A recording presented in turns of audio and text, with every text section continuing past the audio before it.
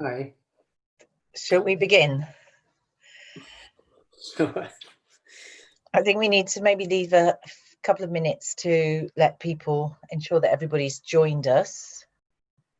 So it looks like there's still a couple of people connecting. Okay.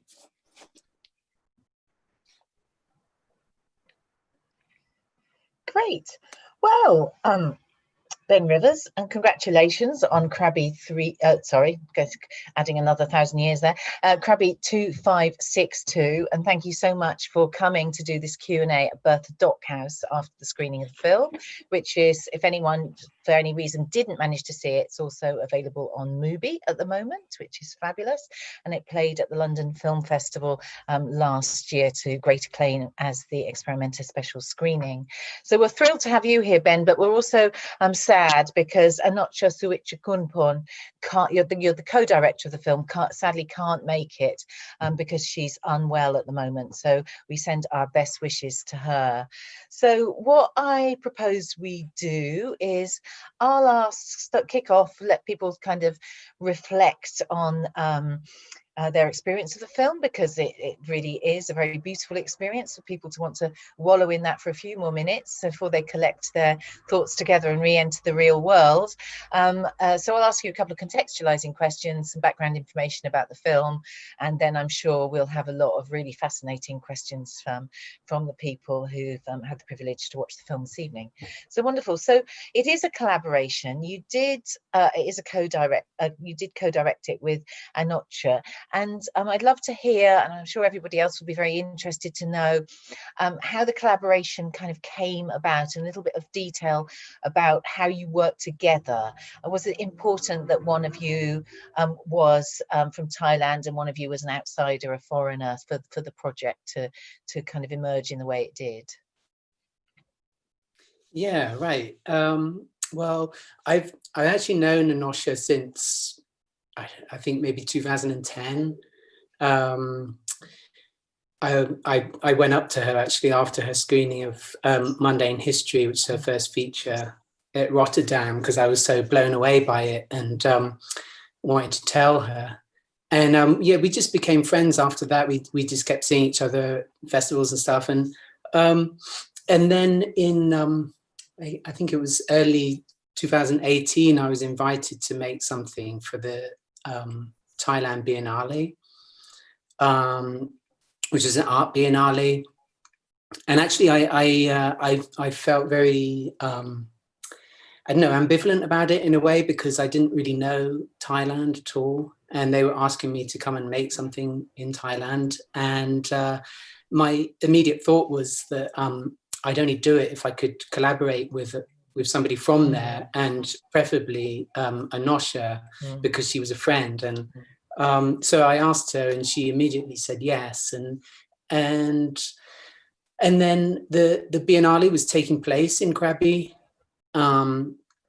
So one of the things about, well, one of the ambitions of the curators of the Biennale was to try and get people to make work there. And we were obviously really interested in that as well, and we wanted to work with the community. And so we went there for about 10 days to do a research trip. And it was just during that time that the film grew. And a lot of that was to do with, we had this really great guide, local guide, who the guide in the film is kind of based on her. And so we asked her to take us around places that maybe she wouldn't normally take people, or, you know, off the beaten track. And we wanted to meet people that weren't maybe the dignitaries of the town, but the people that were lesser seen. And so we went on this journey, and we started meeting people and just kind of building up a kind of all this like beautiful ingredients for a film, and, you know, an idea of making a portrait of a place through its people, through its landscape, through its, you know, the things that maybe aren't focused on normally. And yeah, and I guess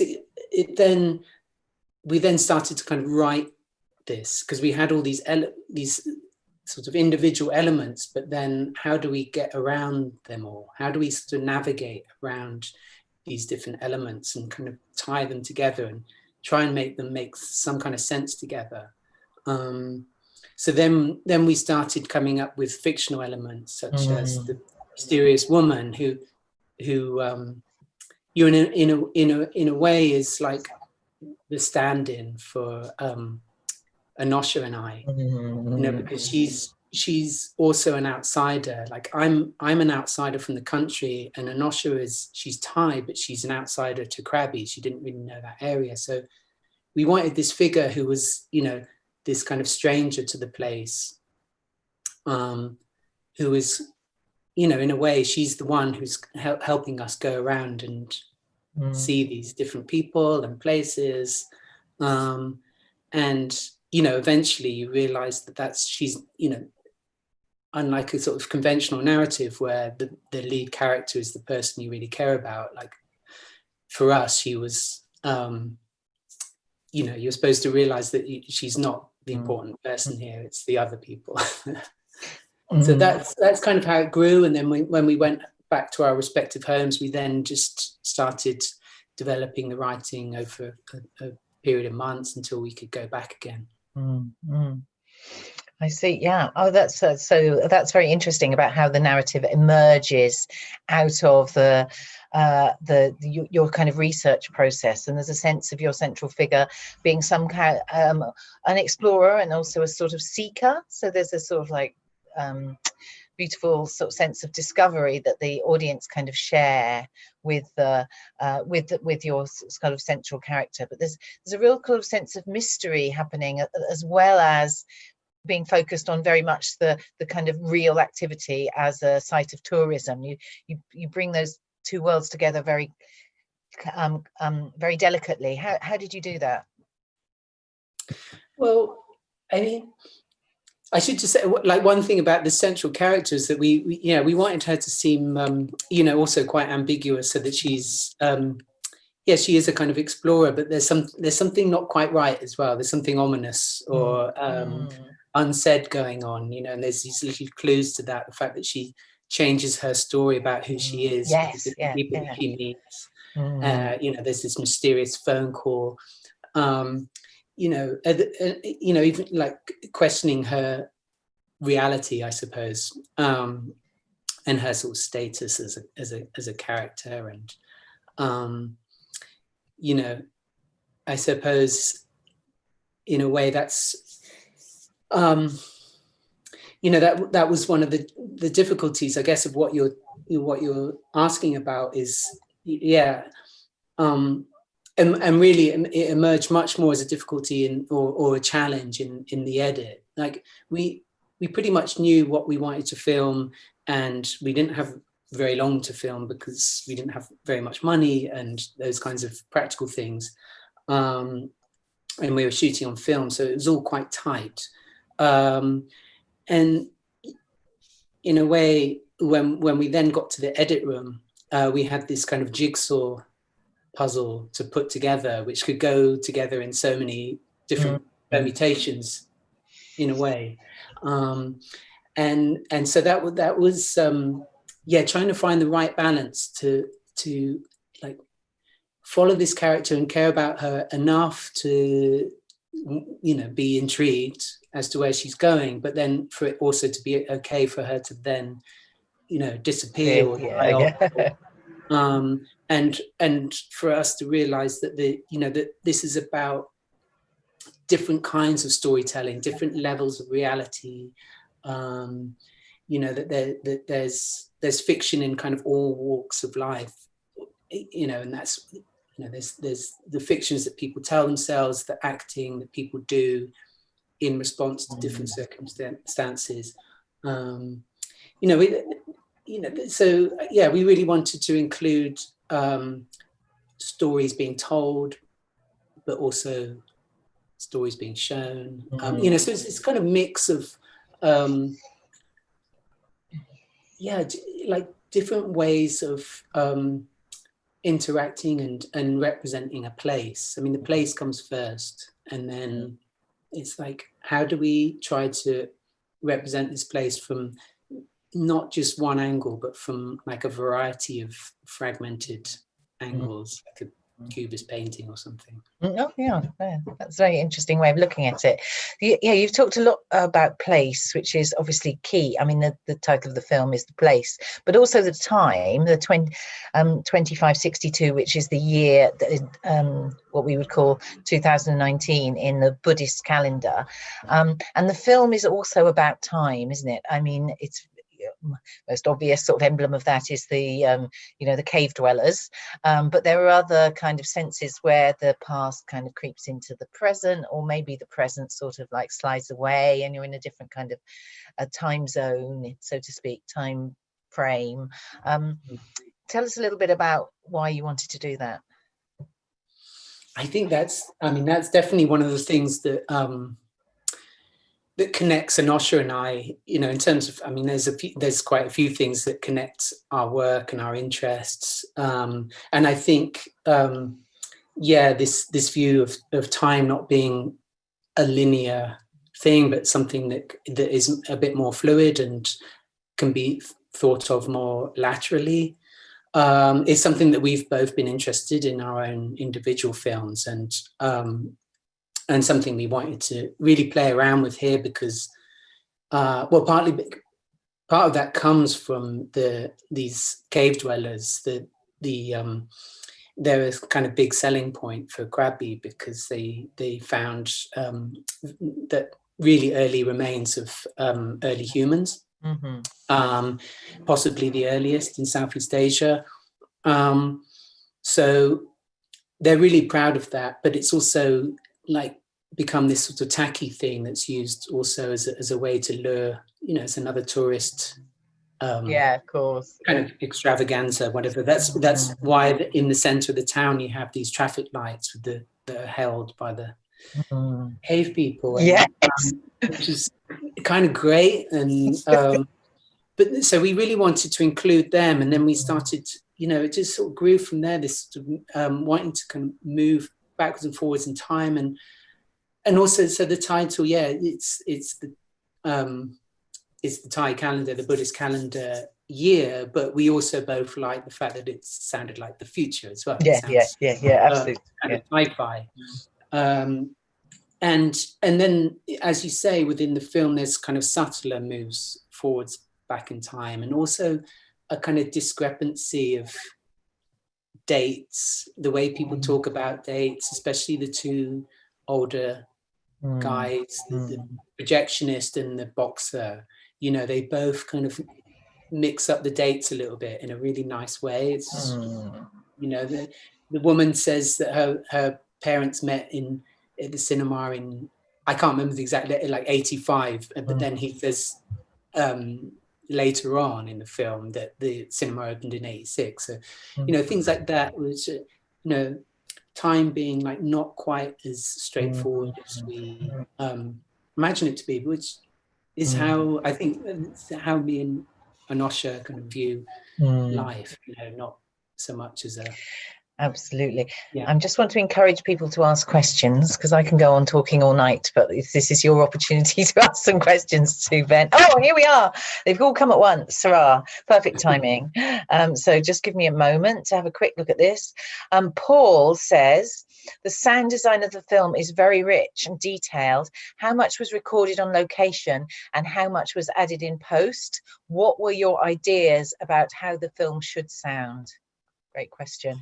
Yeah, I mean, sound is really, really important to me, and we and Anosha, and we had a complete luxury with this film, in that we had the sync sound recordist, Bird, who's a local sound recordist, doing all the kind of direct sound for camera. But then we also had Ernst Carroll, who is a really great sound artist and also has worked on a lot of films. I mean, the most well-known one is Leviathan. by Verena Paravel and Lucian Yeah, Castle-Taylor. so Harvard now. And so he's a master with sound, and so he came, and we, our direction to him was really to film around the outside of where we were. So he had complete freedom to wander off. So while we're filming one thing, he can wander off and record, 1,000 frogs or some birds or some military marching, and so then we have this like really nice, and he also then did the sound design for us. So then, we've got this great kind of archive of material, which is actually recorded in Krabi, which we can then start to move away from just having like sync sound, illustrative soundtrack, which I'm always wanting to get away from, so that you can kind of enrich an image, or even take, you can be watching something and just take your mind completely somewhere else with the use of sound. And I think, one of the things for Anosha and I was that, we wanted to make a kind of playful film, and a film that was, that kind of on the surface is, colorful and friendly, but that there's something else going on in the background, something like not quite said, but, and so for things, for things like, like the sound of the military marching that you hear twice in the film, and there's no image of them, but there's this sense that there's this other presence there, which is kind of very much like the situation. Thailand is actually quite an oppressive, has quite an oppressive military and police regime, all overlooked by the monarchy, and and that's also why we have that opening with the children, that's quite long opening of them in the assembly, kind of reading, reciting the, this kind of allegiance. These things are, I think, we going back to sound, they're things that we can use sound as a way to kind of, just know that there's something else happening, that's maybe not so bright, but we didn't want to like make it at the forefront in a way. If that makes sense. But yeah. Yeah, that's fascinating. So Ira has asked, why were the interviews important for the film, and what kind of role did they play in the narrative? Well, I think we because the more the film became, in a way, the more we played around with fiction, the more we wanted to bring in this this very sort of classic documentary element of the sit down face to camera interview. I think almost as a way to pull back, and sort of really listen to that group of people that we were really interested in, yeah, I don't know. I mean, in a way, they're also a bit cheeky because they're not. I mean, they're maybe partly scripted. I wouldn't want to say like how much exactly, but even if so, the story told by the hotel receptionist, that's her own story, but she rehearsed it and we got it right so that we could do it in one take for the camera, but yeah, they're a kind of mix of just another kind of device to sort of in a way to think about these different ways that we go about trying to represent and tell a story, understand a place or a person. Yeah, I don't know. that's, I don't know if that answers it. We just want to. I reckon come back and ask a follow-up if they want to. So Ina said, I really like the way you reveal through your editing, holding back on certain images, but having the sound or not showing the full picture straight away. Do you plan this when filming, or does it come together in the edit? I think you know, sometimes it's you know, in your head when you're filming, but oftentimes I think when you're doing these things with sound, they do come later. They're yeah, they're things that you maybe discover by playing around. Often when I'm editing, I'll start actually editing with sound, and then I'll put that onto images without really, you know, just grab them, put them on the timeline without even seeing, not knowing exactly what the images are, and then just seeing if there's some kind of, you know, spark or eureka moment that happens. And it can be really amazing, you know, when something that seems so incongruous together suddenly opens it up in a different kind of way. So yeah, I think the edit is a huge, you know, second part of the work for both Anosha and I, actually. The way that she made her previous film, By the Time It Gets Dark, that was filmed over almost 2 years in a quite a fragmented way. So you can imagine that even though she might have had a sort of picture of the whole film, you know, if you make a film in such a fragmented way, you know that in the edit it's going to really change. You know, there's a lot of possibilities.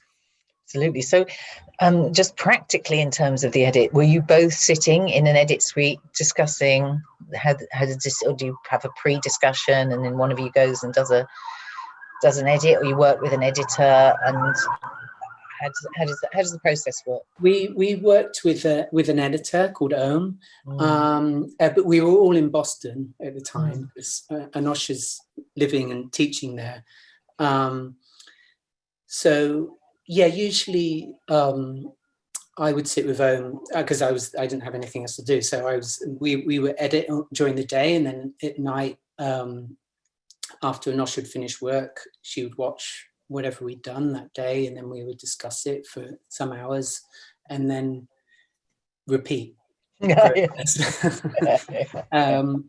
And it worked really well like that. Some days Anosha wasn't working, then we'd all three of us were sitting together, but it was basically, we all made the decisions together. I mean, it was the whole film, from writing, shooting, editing, it was all very much, there wasn't like, oh, one person should do this and another should do that. It was a really full collaboration all the way through, which is really the only way I want to collaborate. It's not really interesting for me to sort of separate different things, you know. So yeah, so it's a joint creation rather than you creating a bit and someone else creating a bit and bolting it together. No, it's really strange when you know, when people sort of, when you've made a collaboration, I've done a few now, and people sort of try to pinpoint, oh, this must be yours or this must be hers. It defeats the point of why you got together in the first place. You know, so. Got a very relevant question here, and it's something we were talking about earlier today, Ben.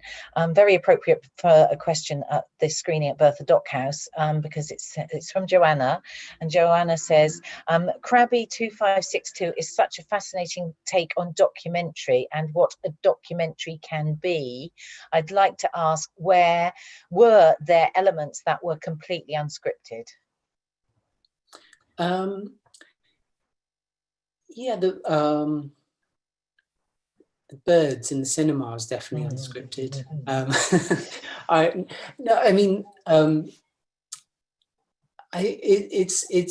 It's often hard to like pinpoint exactly, you know. I mean, it was all kind of planned to a certain extent and written, sometimes just written in list form, you know, so it could be the briefest description for a scene. but there, you know, I think there was always an openness to keep an eye out, you know, that sort of observational eye out, for anything that might be happening around, or yeah, so it becomes a bit like, I don't know, improvised music or something, where that, you know, you've got these key moments that you're sort of holding on to, but there's room in there to kind of breathe and move. And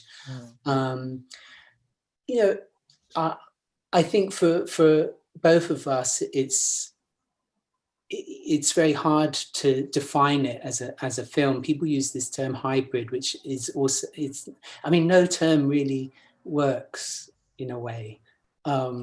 It is a documentary in a sense that we're trying to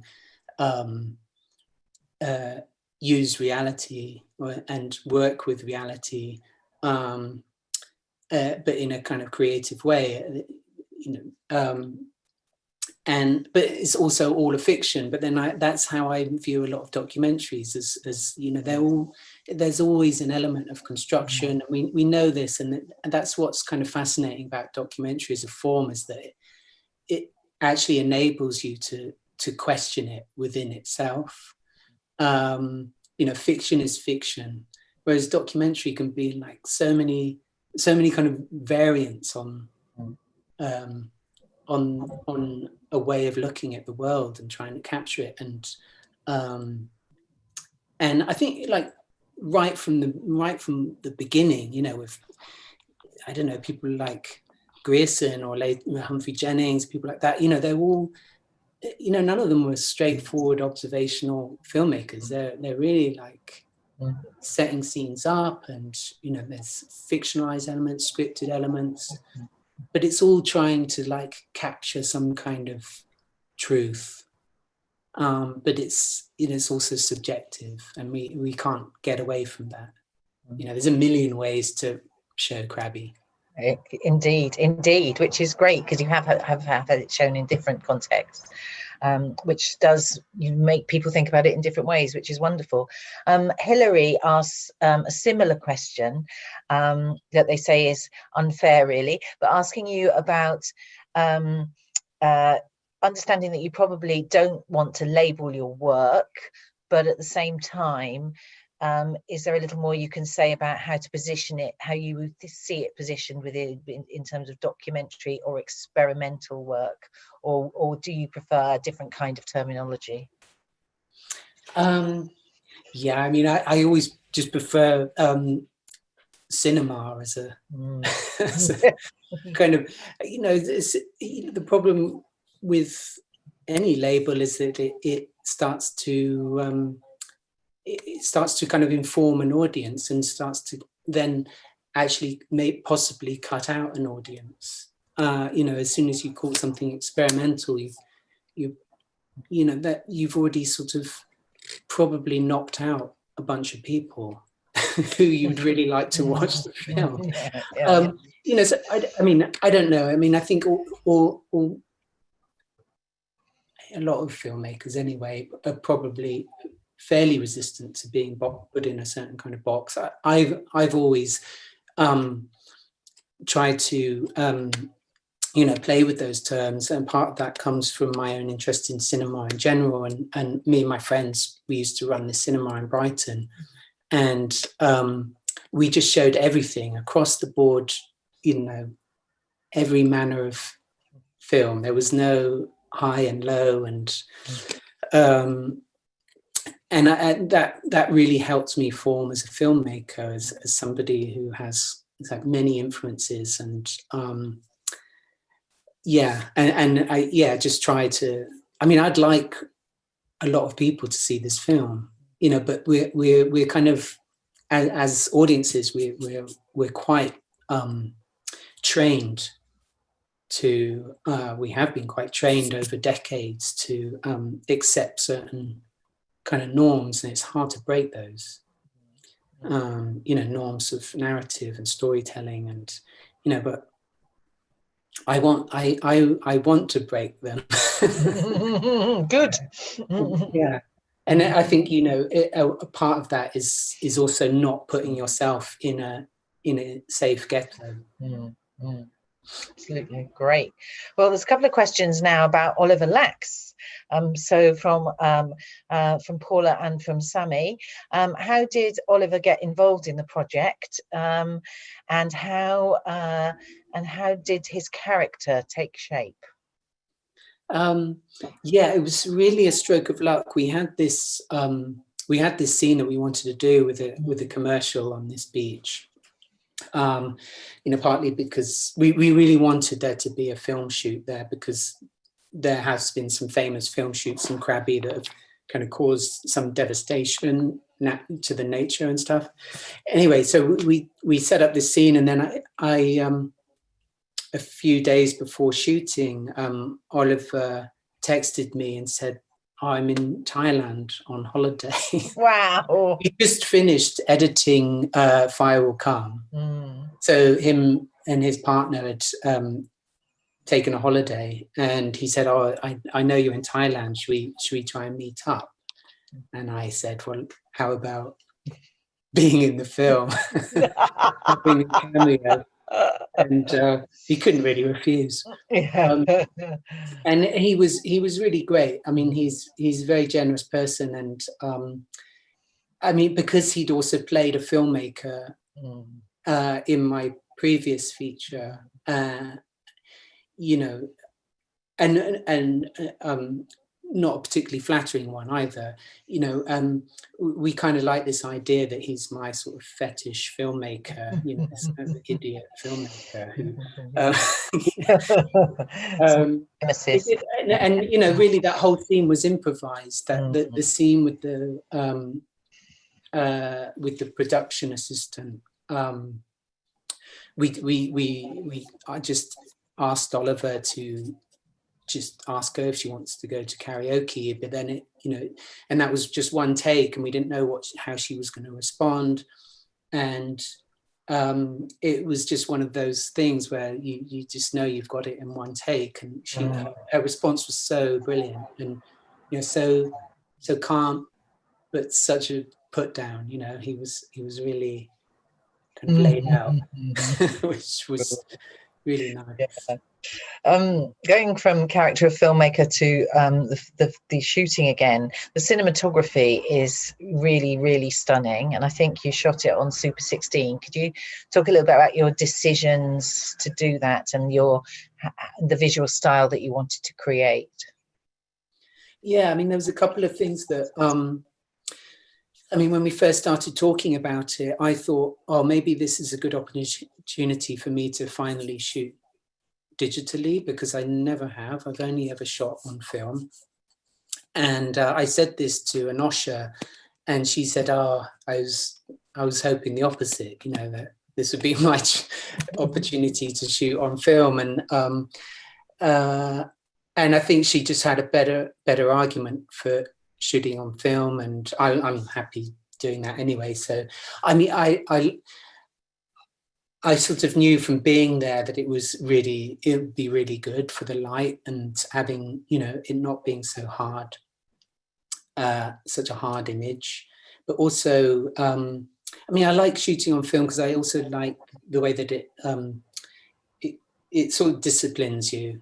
You can't overshoot. You have to, which we knew we couldn't anyway because of time. So in a way, it just it helps to force you to really make definitive decisions. That's not to say you can't do that digitally. I mean, of course you can, but I think for me and my way of working, it just it works really well. And it was, the other thing was that it was the first time I worked with a DP, which is Kai, who was Anosha's regular. He's been Anosha's regular DP for many years, and I always really liked the way that her films looked. And you know, that was a really good experience for me to sort of to step back. I mean, it wasn't easy necessarily. Sometimes, you know, but he was also very generous and allowed me to, you know, he knew that that I was sort of itching behind the monitor, and you know, was generous enough to let me kind of be sort of choosy about certain. That's really framing, interesting. especially, I find framing so important, you know. And, but also, he had an accident with his knee, so he couldn't film for a few days. The shoot was 12 days long, I think. So he couldn't film for a few days. So I grabbed the camera. But I also tried to like think about the way that he'd been making decisions as well, and I tried to be sensitive to that. That's fascinating. I mean, unless we have any more audience questions, we haven't had any more come through at this moment. I'll just finish with a final question, which really what you've just said sets that up nicely, really, is having worked on this project in this way and with these sort of very, very beautiful and engaging kind of results, what do you think are your main things you sort of take from this project that may feed into future work? Oh man, that's a